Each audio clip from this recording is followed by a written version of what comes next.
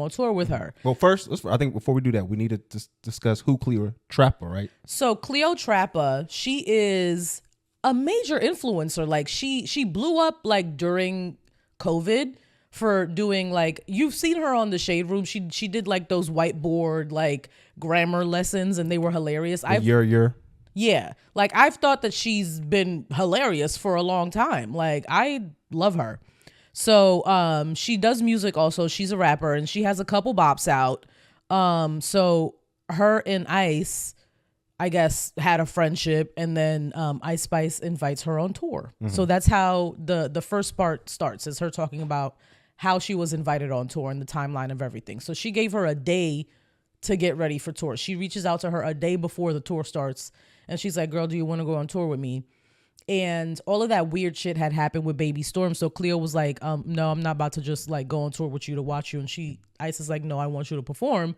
And she was shocked. And Cleo said that she thought that Ice Spice was like trying to make up for all of the like weird shit that happened a month prior. So she didn't feel like the anti-black allegations.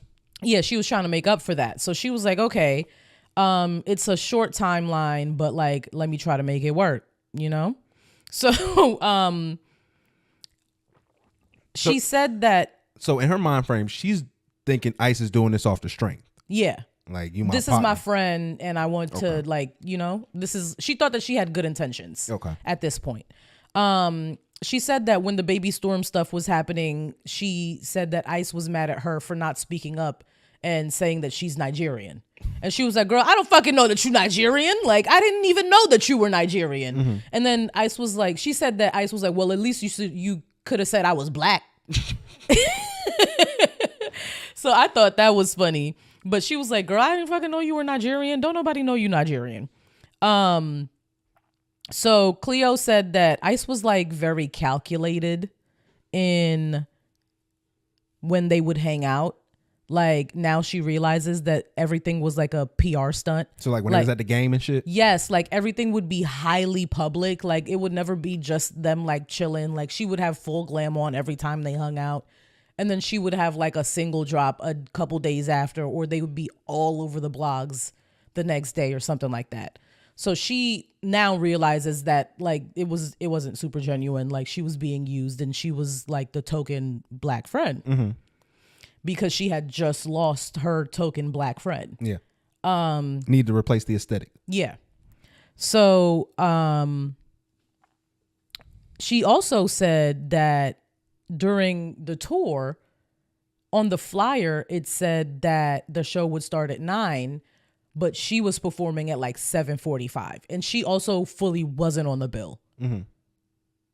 I mean, so this is what is kind of confusing, because we kind of got to get into a little bit of this a bit.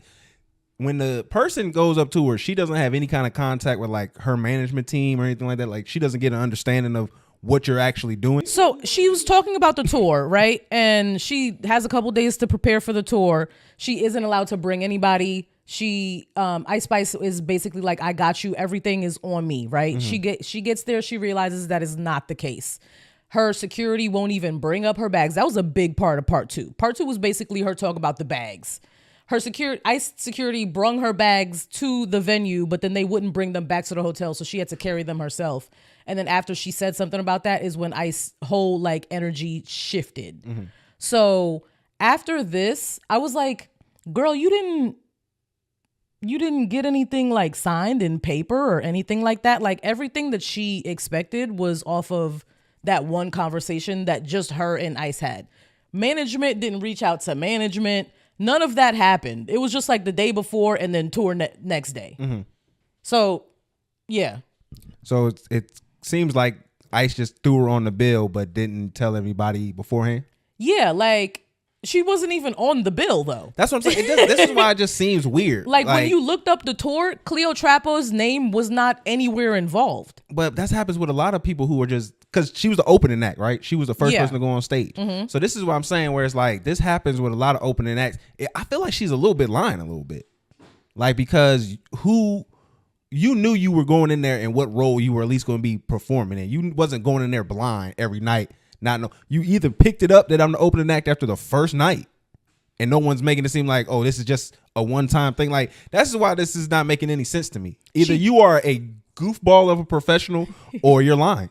She did say that she asked Ice about like travel and like boarding and all that stuff, and Ice said that like you would be in my tour bus and you're gonna be in my dressing room and you're gonna be staying in my hotel room. Like all of that stuff, like she would be staying with her, and like out of pocket she wouldn't have to do much. But then that didn't end up being the case at all. Like she was on the tour bus with her, but like she wasn't in the dressing room. They would put her in bathrooms during the tour. Like it was just a bunch of nonsense. And then she had to pay for her own rooms as well. And then when she finally got an assistant, her manager finally sent her an assistant, and they said that the assistant couldn't be on the tour bus, which I don't know how that works logistically. Like maybe you do have to get your assistant their own travel, but yeah. I mean, I can imagine that everybody has to be accounted for who's on there, especially when you have like women and stuff traveling. You just kind of want to be safe. And then I can also imagine that everybody can bring a +1, and I could also see you being Ice's +1. And so that's why or her plus how many she gets. And you can't bring nobody else up here. That also was the thing. Like, she wasn't really being treated like Ice's +1. Like, she had to, like, they would do food orders and they would leave her out. She said that she ordered a chicken salad and they were like, get your own fucking chicken salad. Like, we're not. She said that her manager was like, Cleo was not in the budget. Like, so if she was her +1. But wasn't that for production though? That's what I heard was with the production team. She was trying to eat with the production team. No, they were all like ordering, like Ice, hairstylist, like everyone was ordering together who was on the tour. Yeah, there was also a situation where they're in the middle of nowhere. I think they were in Arizona and they're in the desert, and food, there's no Uber Eats or anything, and most of the team, Ice and like some of her team, go out secretly to a steakhouse. And then at this point, Cleo was staying in the hotel room with Ice's hairstylist because that's who she like became friends with on the tour. And they go, her, the hairstylist and the MUA are the only ones who are left behind. And they go to a secret steakhouse dinner without telling Cleo. See, this is why this shit is all... And then this whole time, Cleo was texting Ice like, hey, I'm hungry. Do you want to go out to eat? And no, I see why everybody says this is like, you can't really take none of this shit serious because everything they're saying it sounds stupid as fuck. Like, who cares that you wasn't... It's just mean girl shit. She was just... I think the whole thing but hold on. How long did she know her when they did on this tour? Because I know you 2 years. So she'd already known her 2 years from then? Yeah. Okay. She said she knew her 2 years. She thought that this was her friend.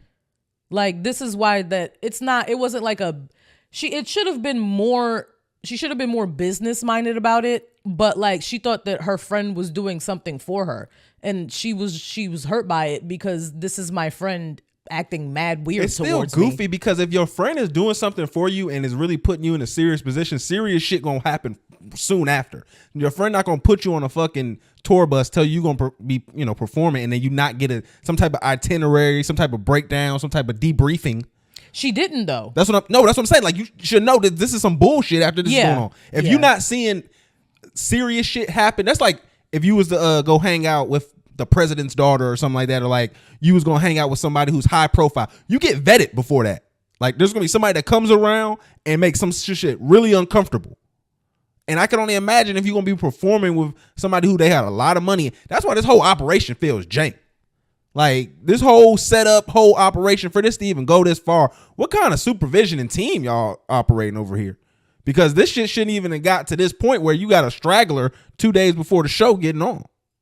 Now, I understand when you in a small operation, shit can happen like this, but ain't she like signed with Nicki or signed like adjacent to Nicki? I don't know if she signed to Nicki. I don't know who she signed to specifically. Because I remember when they did that, Princess Diana song, right?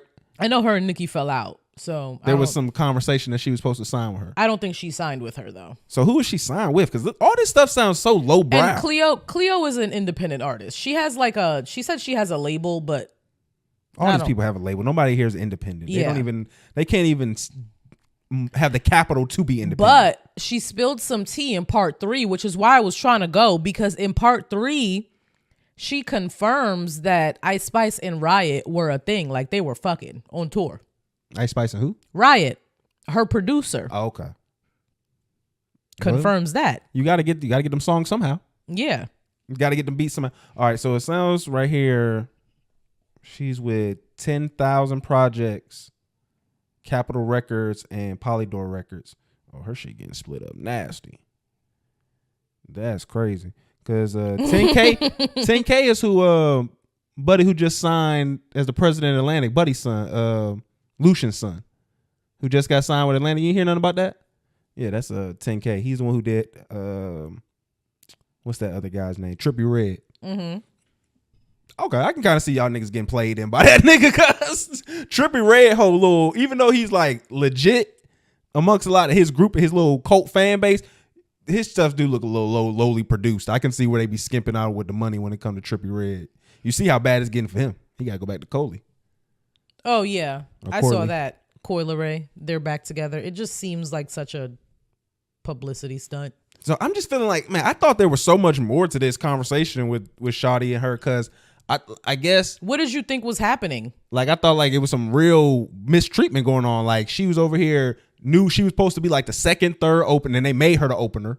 Like, I'm thinking she got really abused. Like, I heard there was like some chicken salad story. Yeah, that's when everyone was ordering food and she ordered a chicken salad, and then the management was like, no, not your food because Cleo's not in the budget, but then got everybody else's food. See, this is what I'm saying. It just. And then there was also the bags. They took her bags to the venue and then refused to take her bags back from the venue. When she approached ICE about it, she was like, my security don't work for you. They get a flat rate. And then she offered to pay security, but she was like, no, they get a flat rate, so you can't pay them. It was just a bunch of weird shit. When she got the assistant, they didn't let her have the assistant. Mm-hmm. When she had her bags in ICE's room, there was one bag. She had a tote bag in there. They put it outside, and then $700 was spent on her card as a result of her bag just laying outside. Mm. Yeah. And then she couldn't stay in ICE's room no more after she complained about the bag shit. She had to stay with the makeup artist and the hairstylist. Just weird, mean girl behavior. Did this come from a tech? Like, does a tech? How did she say ICE asked her, over the phone or text? Because this sounds like somebody, a third party, asked her to do it. It was ICE directly who reached out to her over the phone, or yes. she texted her. I don't know if it was. Okay. I don't remember if it was over the phone or text. But you remember, she originally said no because she didn't know she was performing. So ICE called her and was like, "Come on tour with me," or text her was like, "Come on tour with me," and she was like, "No." It just feels like there's a lot of stuff that's not in Ice Spice's hands that she don't really have control of, that she's gonna make other people think she does, and that's just kind of what really happened. Whereas, like, I don't really have as much power as I led you to believe, and you just kind of had to take the blowback of what happened. Because they tried to make it seem like they was being mean to her because it was her. Like, they was doing stuff to be mean to her, and it wasn't treating other people like it. When it was like, nah, you just was a tag along that they wanted to have on set, and then realized that, oh, okay, this was more money than it's probably going to be worth. The whole thing I got from, let me tell you what she said in part 5 and 6. She calls her dark and soulless. She basically says she's a demon. So she says Ice Spice is? Yes. She basically calls her a demon. And then she said that after the tour, she didn't really like talk to her about any of the stuff during the tour because of how she reacted when she complained about the bags. She basically iced her out completely and stopped talking to her after that. She said that she sent her like a giant text, and she had screenshots too of like the conversation that she had with her after the fact, and Ice dismissed it, called her ungrateful, didn't give a fuck whatsoever about anything that she said. And then she also said that she stopped hanging out with Baby Storm because her aesthetic didn't match. I feel like they do, though.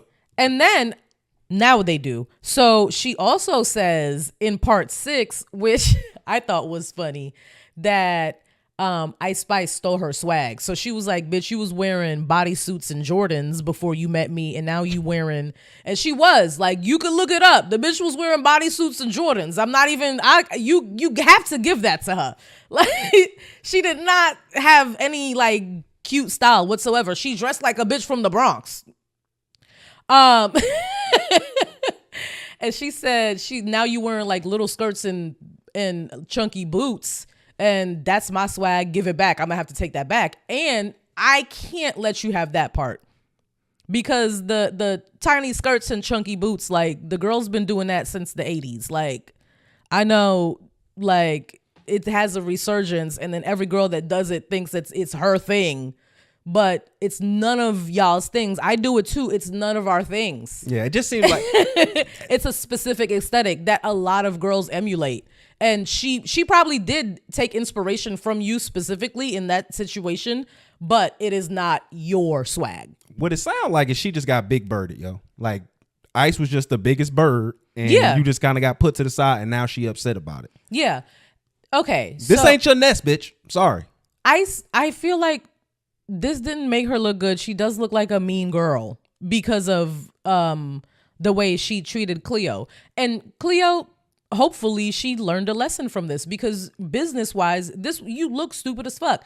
You can't take the word of your friend as like contract.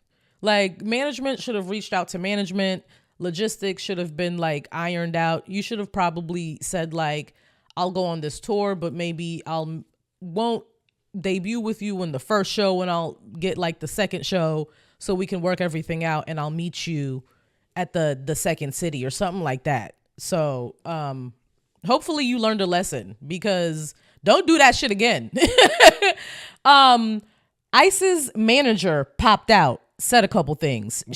Well, hold on, before you do, I wanted to ask a question that was kind of pertaining to what you were talking about. So do you feel like you can be friends in the industry, like in regards, especially in the come up version, when you're on the rise up? Do you think there's even any room for friends, or is it just calculated interactions?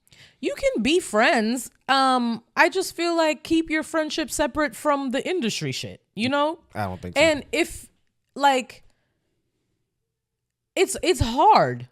It would be very difficult, because you would have to be very like intentional about your friendship, and knowing that there's like a bunch of outside factors that's gonna make both of us look crazy to each other, but we got to stay locked in like communicating with each other what we want from each other, and that's it. It's just a difference between an artist who people are investing money that they've not recouped yet, and you as an independent artist getting what you can and making it shake for you. It's just a different understanding, and it's different of motivation and mindset. So like, yeah, you saying you want me to get your bags, but you don't know that costs this X, X, and Z, and I'm already over budget for this particular city because of this, and this, and then I've already done X, Y. So she's already done more than you probably even know, because you don't see that side. You just see it as a blank check there. Like, you remember when Scarlett was talking about signing, and she was in an interview and she didn't even know like the basics? Yeah, how do you do that? So that's what I'm saying. I think a lot of these girls, and I think a lot of people in these situations, don't have an understanding of where it's just like when your parents got paying for stuff. You don't know what they actually had to do to get the money while you was coming up. You just saw that shit got paid for.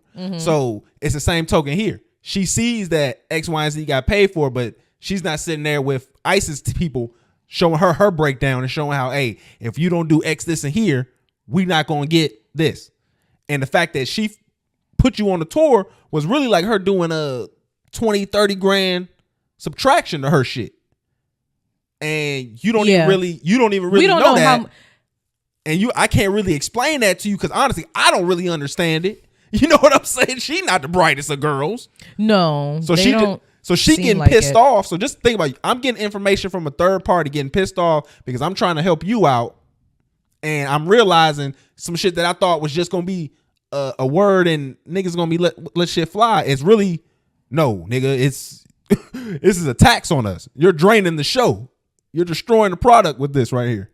Because even then, when you think about opening acts, you could always get somebody in the local. And then you don't have to worry about travel, all that. So that's what a lot of... She was goofy for even jumping into this situation and not being signed, not being a label, not feeling like anybody has, like you're something to lose to somebody.